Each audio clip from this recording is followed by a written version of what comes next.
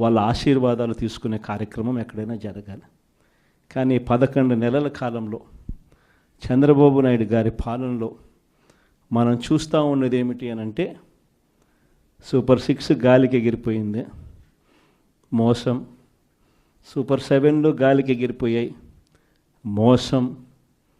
143 హామీలు ఎన్నికలప్పుడు ఒక మేనిఫెస్టో అని చెప్పి ఈ కూటమి ప్రభుత్వం దాన్ని చూపించి ప్రజలకంతా కూడా మభ్యపెట్టి ప్రతి ఇంటికి ప్యాంఫ్లెట్లు పంచి ప్రతి ఇంటికి వచ్చి వాళ్ళ కార్యకర్తలు ఇదిగో మా మేనిఫెస్టో, ఇదిగో మా చంద్రబాబు నాయుడు బాండ్ పెట్టినాడు, బాండ్ పంపించినాడు మీకు అని ఈ రకంగా ప్రతి ఒక్కరిని కూడా ప్రలోభపెట్టి 143 హామీలనిచ్చి ఎన్నికలు గెలిచారు.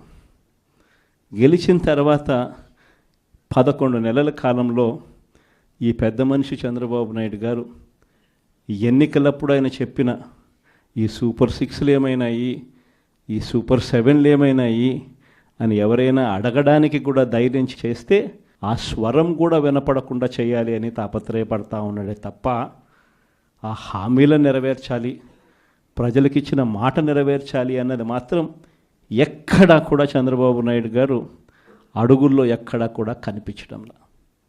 ప్రతి అడుగు ఒక మోసమే, ప్రతి అడుగులోనూ మోసము. ఆయన పాలనలో మనం చూసేదంతా అబద్ధాలే కనిపిస్తూ ఉన్నాయి. ఈరోజు ఈ పెద్ద మనిషి చంద్రబాబు నాయుడు గారి హయాంలో ఒకవైపున సూపర్ 6లు సూపర్ 7లు గాలికి ఎగిరిపోయాయి, మోసంగా తెలిపోయింది. చివరకు 6 నెలల కిందటి వరకు ఆయన ప్రభుత్వం రాకముందు వరకు, అంటే 11 నెలల కిందట, 11 నెలల కిందటి వరకు, అంటే ఆయన ప్రభుత్వం రాని వరకు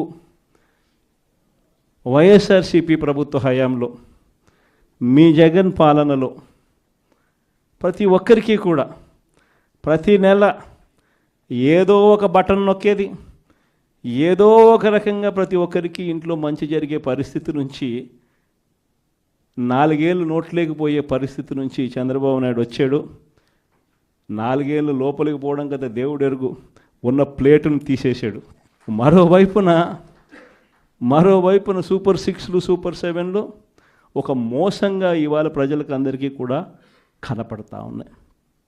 ఇలాంటి పరిస్థితుల్లో ప్రజల్లోకి పోలేడు, కార్యకర్తలను పంపించలేడు, పంపించి ప్రజలకు ఫలాన్ని మంచి చేశాము అని చెప్పే పరిస్థితి లేదు.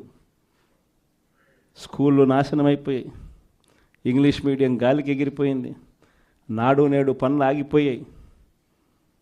3వ తరగతి నుంచి టోఫుల్ అనే ఒక పీరియడ్ పెట్టి మన పిల్లలను గొప్పగా చదివించాలి అని చెప్పి ఆరాటపడే ఆలోచనలన్నీ గాలికి ఎగిరిపోయాయి.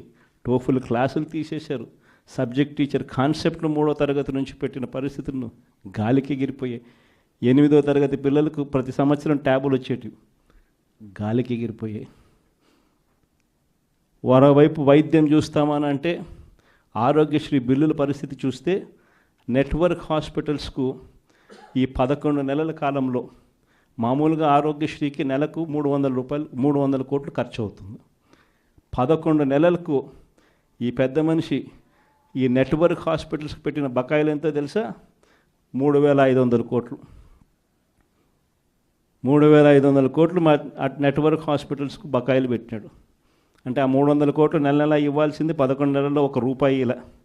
చివరికి నెట్వర్క్ హాస్పిటల్ ఆరోగ్యశ్రీ పేషెంట్లకు వైద్యం చేయడానికి సుముఖంగా లేని పరిస్థితి ఈరోజు రాష్ట్రంలో కనిపిస్తూ ఉంది.